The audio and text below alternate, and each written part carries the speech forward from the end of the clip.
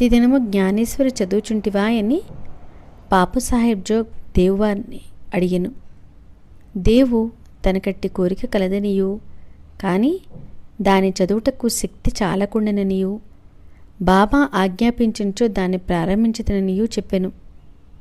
అప్పుడు జోగ్ ఒక పుస్తకమును తీసుకొని బాబాకి ఇచ్చినచో దానిని వారు తాకి పవిత్రము చేసి ఇచ్చెదరనియూ అప్పటి నుండి నిరాటంకంగా చదువచ్చుననియూ దేవికి సలహా ఇచ్చెను.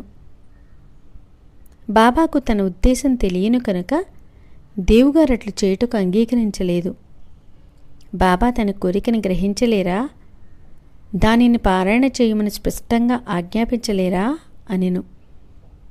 దేవు బాబాను దర్శించి ₹1 దక్షిణనిచ్చెను. బాబా ₹20 దక్షిణ అడుగగా దానిని చెల్లించెను. ఆనాడు రాత్రి బాలకరాముడను వాణ్ణి కలుసుకొని